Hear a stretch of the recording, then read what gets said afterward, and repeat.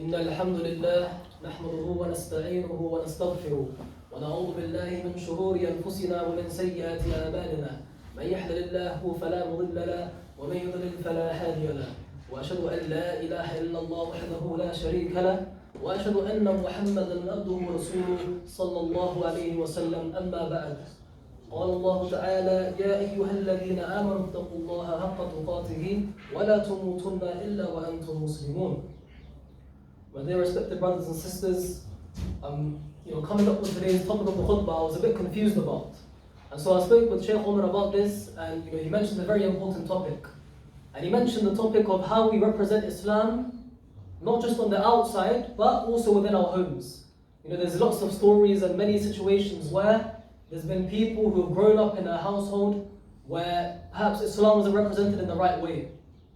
And that's pushed them away from Islam. Or they are practicing a certain Islam that is not in line with the Quran and Sunnah. And so today I wanted to stress the importance of why we should be teaching, the younger generation, especially, why we should be teaching them the correct way of Islam and even the adab of giving da'wah to your own children, the mannerisms, right? And the do's and don'ts. And so I think this is a very important khutbah. Now that the children are back to school now I'd like to appeal more to the elder audience. The fathers, the uncles and whatnot. And the mothers and the aunties. And so the importance of da'wah will be the topic of today, and the do's and don'ts. And it's not anything specific, but more so what we can benefit from. And first and foremost, I think it's important to remember that any job, the best job, or that any job anyone can do, it is the job of the Anbiya, right? Every single prophet was a messenger, and they were a da'i, someone that calls to Allah subhanahu wa ta'ala, right? And so that means you can be the greatest abid, the greatest memorizer of Quran, the best in giving charity and praying tahajjud every single night. But understand, you cannot be compared to the one that calls to Allah subhanahu wa ta'ala. And whilst those things are very important, praying tahajjud and Quran and whatnot, of course, but understand there are levels. And so the da'i, you cannot be compared to this person. وَمَنْ أَحْسَنُ قَوْلًا مِمَّنْ دَاعِي إِلَى اللَّهِ. Allah says, and who is better in speech than the one that calls to Allah subhanahu wa ta'ala? And sometimes when you actually ponder upon this verse, when you actually understand this verse rather than taking it as point blank information, you need to understand what's really happening. Let me give you an example to help you understand. For example, let's say a professor in engineering. And this professor, he could be teaching students for 10 hours a day, for 5 days a week, for 10 hours a day, 5 days a week. Imagine how much that is, more than the normal person. But if that one professor, and let's compare this professor now to a little child, a child that maybe doesn't have that much information, doesn't know much, he's not that educated, but he just says the two words, fear Allah. Well, how does Allah see this? He sees the value of the child in the eyes of Allah is greater than this professor, because he called to Allah subhanahu wa ta'ala. And in that speech for 10 hours, the professor did not once mention Allah subhanahu wa ta'ala. So understand, when you ponder upon this verse, that the best person is the da'i, the one that calls to Allah subhanahu wa ta'ala. Then understand that this little child who just said, fear Allah, 2 words, simple words, he is better in speech than the professor. And so da'wah is one of the greatest things that you can ever do.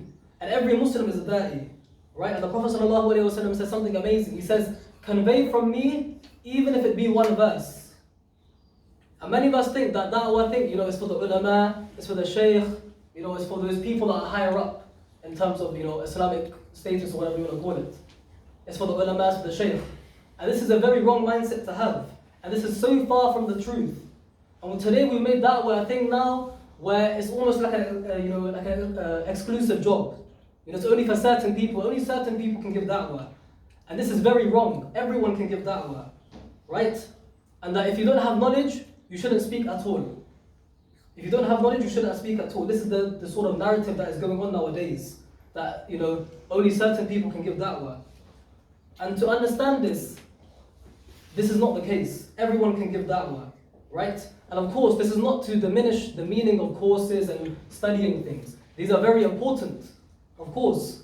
But understand, for example, let me give you the example of Rasulullah sallallahu alayhi wa sallam. When he went to Abu Bakr radiallahu anhu, right? Literally the very next day, Abu Bakr grabbed 6 people who became 6 of the 10 Mubashirin. What schools of thought did he have then? What Islamic knowledge did he have then?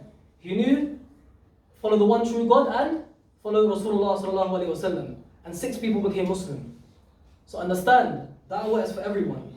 You don't need no, fiqh or aqidah or all of these classes and whatnot. Whilst they are important, understand this is not a requirement to give da'wah.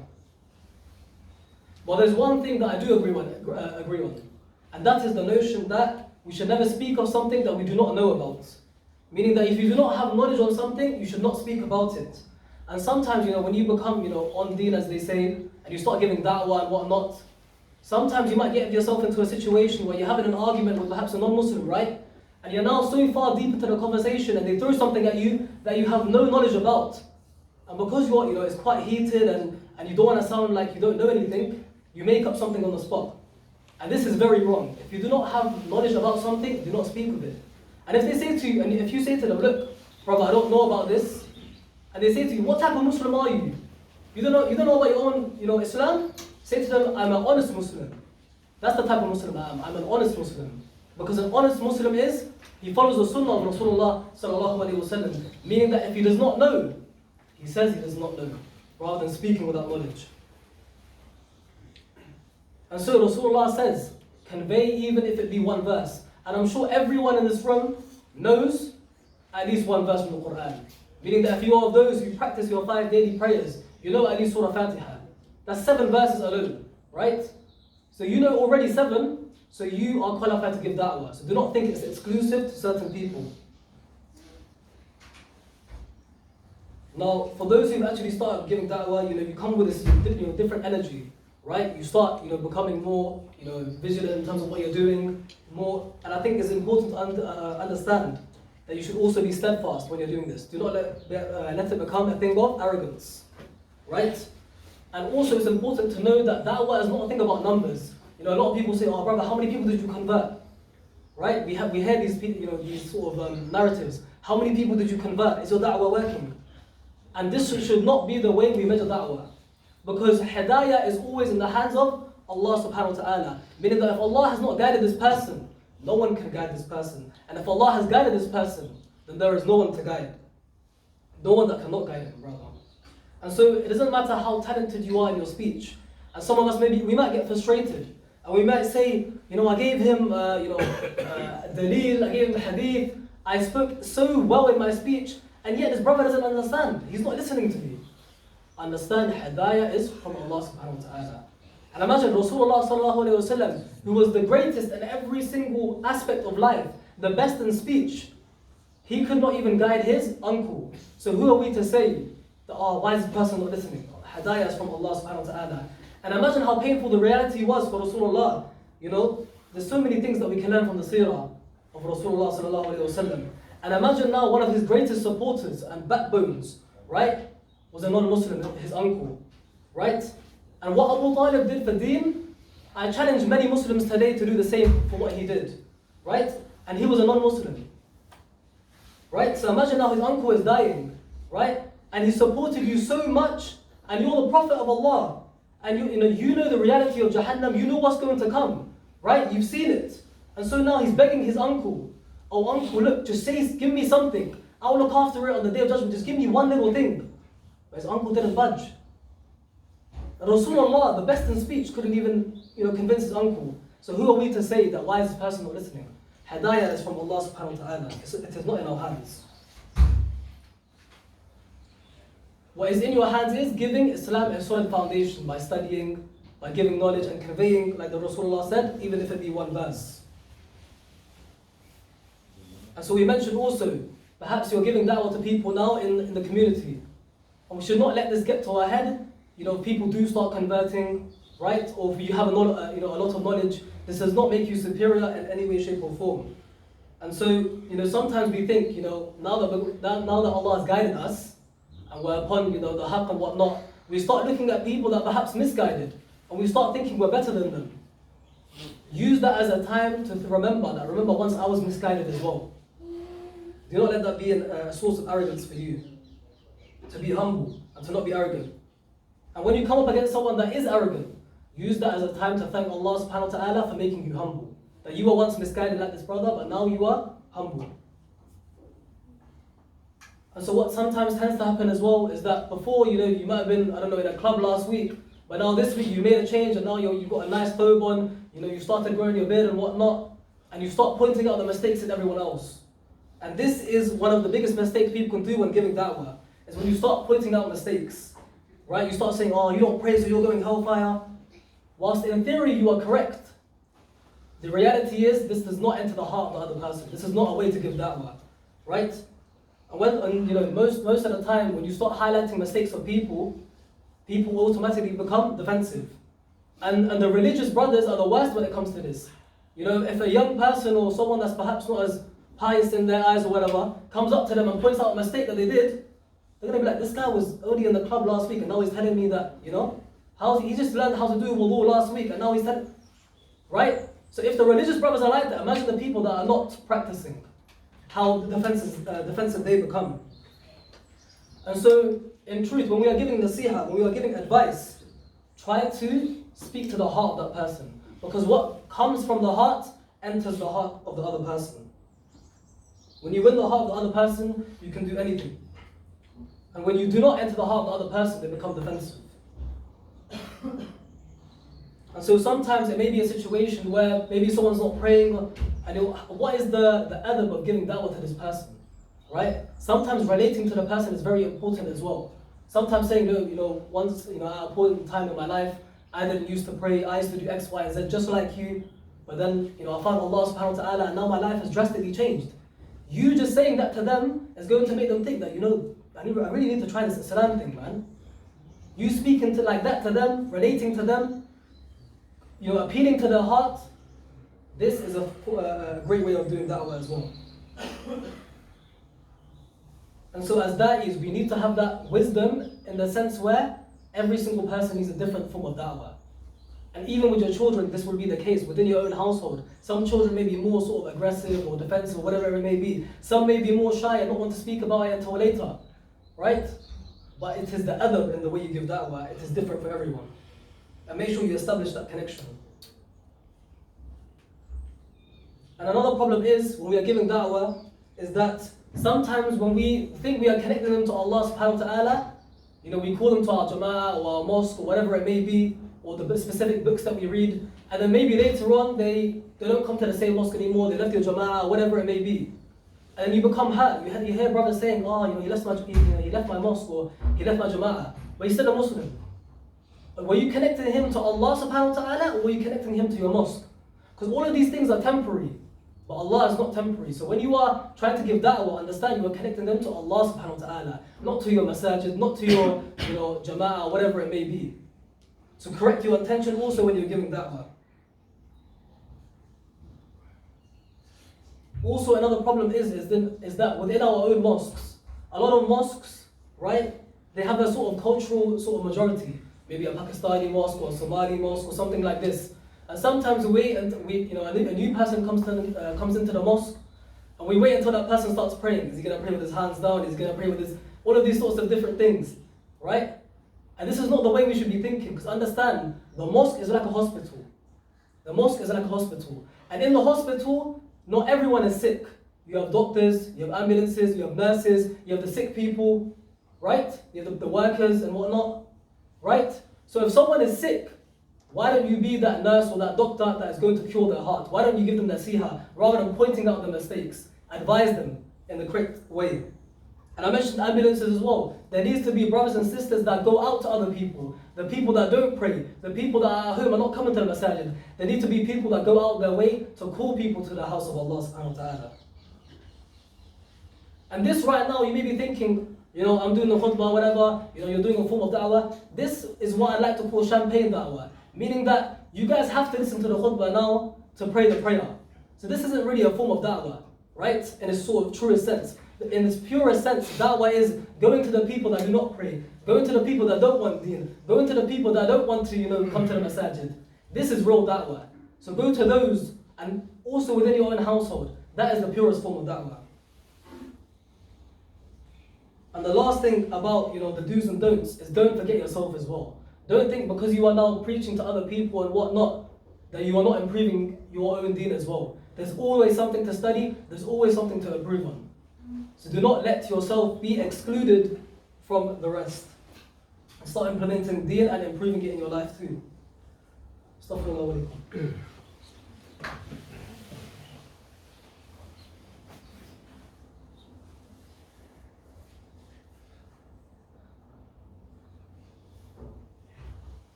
Alhamdulillah, wassalatu wassalam ala Rasulullah. And so now, we spoke about the adab of giving da'wah, the do's and don'ts. And sometimes, people grow up with the wrong representation of Islam, like we mentioned, right? And so we need to ask within our families, within our households, and even to ourselves on a daily basis, why did Allah create me? The more time I spend with the youth and people my age or people younger than me, the more you see how much love they have for the dunya and not the akhirah, right? And we as elders, right, or even elder people, you hear the narrative that, look at the youth, look what they're doing. And the truth is that the youth are a representation of what came before them. The youth are a true representation of what your fathers and mothers were doing. Because of the way that, in Urdu they say tarbiyat, it's the way that they brought them up. The way they were brought up. So you pointing the finger is very easy, but understand it is the way you brought them up. Did you give them enough time? Did you take them to the right places? Were you there for them when they needed you? Understand your children are a representation of yourself. And maybe your child is doing something, exactly the same thing that you're doing, but maybe for a different path. Have you ever thought that? Have you ever thought that? That maybe your child is doing the same thing that you are doing, but maybe through a different path. Understand, it is the way you bring them up. It is the mannerisms. And so, we need to ask ourselves these questions. Why are we here, my brothers? What is the purpose of our life? Is our life just to get married, to wear nice clothes, to drive amazing cars, to buy a big home? What is the purpose of my existence? Allah has placed you on this earth for short time, 60, 70, 80 years, whatever it may be. Then what? Then what's going to happen? You may be thinking, I've got another 20 years, then what? What's going to happen after those 20 years? You think you're going to take anything with you? And so, Allah describes this world, it's so trivial, this world. Allah says, وَمَا الْحَيَاةُ الدُّنْيَا إِلَّا مَتَاعُ الْغُرُورِ. It says so trivial, this world. And Allah has sent you, He sent you on this world for two things. To establish deen in my life and others. Two things. Establish deen in me and to establish deen on the earth. That's our purpose. And Allah doesn't care. Allah does not care how much money you have. Allah does not care how many cars you drive. Allah does not care how big your house is, whether it's 3-4 bedroom houses. Allah does not care. It is irrelevant. This is all dunya. الدنيا ملعونة وملعونة ما فيها لو كانت الدنيا تعدل إن الله جناح بعوضة ما ساك كافر منها شربة ماء. This world is so trivial. Look what Rasulullah sallallahu alaihi wasallam says. He says it's so cheap. It is so worthless in the eyes of Allah. It is so worthless. He said if it doesn't, but if this world had any value in the eyes of Allah, Allah would not have given a single kafir a sip of water to drink. Not a sip of water would Allah have given a single kafir. Yet Allah still opens doors upon them, money, cars, women, empires, governments, and Allah gives. Because for Allah it does not mean anything. It does not have any value in the eyes of Allah. Allah, if it had even meant even the smallest little bit of value, Allah would not have given a single kafir a sip of water to drink. And these are clear open enemies of Allah. They're clear open enemies of Allah subhanahu wa ta'ala. And we need to understand that this is not success. This is not success. We do not determine success based on societal values. Like we spoke about last week, our moral anchor is determined by Islam. And so Allah has given us the greatest gift to humanity, was Rasulullah sallallahu alayhi wasallam and the Quran. And what have we left it for, my brothers and sisters? What have we taken the traits instead? We've taken the traits of Jahiliyyah instead. And so we now need to make changes in our life. Enough with the claims, enough with the talking. One of the Mashaykh talks about one of the biggest difference between us and the Sahaba. The Sahaba spoke very little and they did very much. And for us, we speak very much and we do very little. This is the reality, this is the difference. And so every Muslim, you speak to them, and you'll find out that they want to be ahead of the game. They want to be successful. But Allah has given you Rasulullah ﷺ and the Quran. What more success do you need? This is the way of success. Allah saying, follow that, He will give you success. This is the path that leads to happiness. And we have left it and we've turned to traits of Jahiliyyah. And so He says, Layluha kanahariha. Its night is like its day. He's left no stone unturned. Imagine Rasulullah, a man who's taught you how to clean yourself in the toilet. Imagine, he's gone to so much detail where he's even told you what hand to use. You think someone that went through so much detail is going to leave you lost?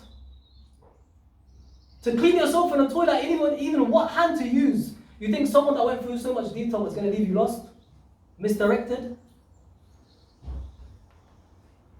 And so we need to understand what is the roadmap that we should be giving to our children within our house, first and foremost, and then to the other people outside. The deen is like a GPS. Turn it on, Allah shows you the way. Do not take these shortcuts that are, I know a shortcut there, I know a shortcut there. Do not take these shortcuts. Allah has given you the clear path. The clear path. And also, some of you may be thinking, what if I want to do something for Allah subhanahu wa ta'ala, right? And it's really for Allah, and this is where this whole topic of bid'ah comes from, right? Maybe you want to do something purely for the sake of Allah, and if the Prophet did not practice it, if the Prophet did not do it, then understand it is going to lead you to destruction. If the Prophet did not do it, and it is not in the Quran and Sunnah, and even if your intention is for the sake of Allah, if the Prophet did not do it, it will lead you to destruction. And so what you are teaching in your houses, understand it should be from the Quran and Sunnah, right? And it starts from our houses, and then we branch outwards to the outside community. And Allah is not looking for inventions. Allah is not looking for inventions. Allah is looking for you to follow the straight path. And so what else should we be teaching our younger brothers and sisters and our children and whatnot? Also the situation that is happening around the world. Having accountability for that as well. Spreading awareness of that. Right? And we know what is happening in Palestine. And we should be educating our children about this as well. Right? And sometimes we look at perhaps maybe the leaders, you might blame the leaders and whatnot. Understand that they are going to be accountable on a day where everyone's going to be accountable. Where the sun is brought a mile away from the earth. Where there is no shade on that day apart from the shade of Allah subhanahu wa ta'ala. That day which is 50,000 years long. Everyone is going to be held accountable.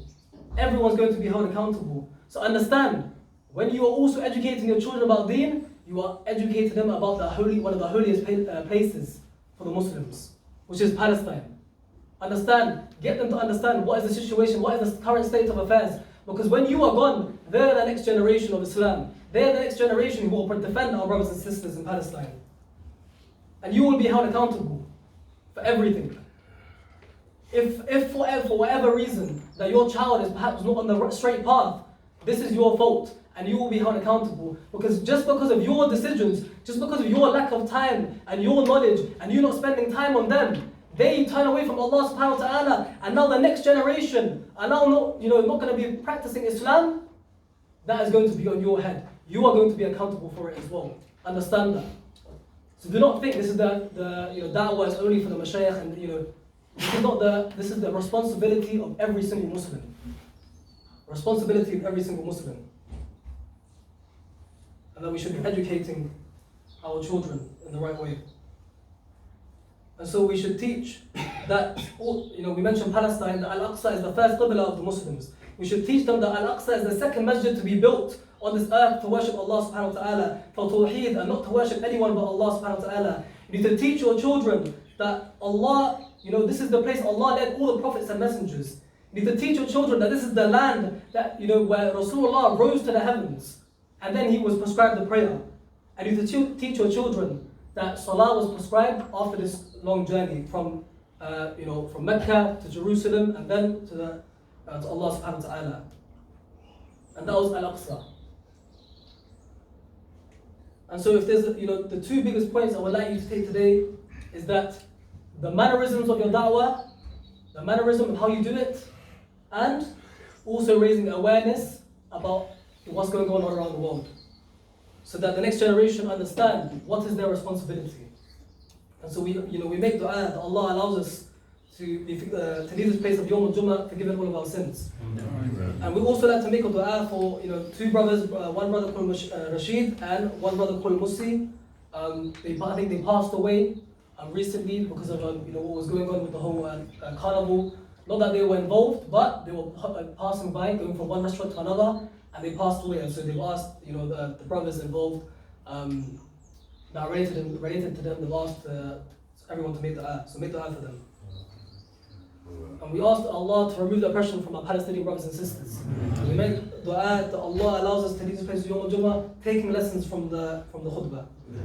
اللهم صل على محمد وعلى ال محمد كما صليت على ابراهيم وعلى ال ابراهيم انك حميد مجيد.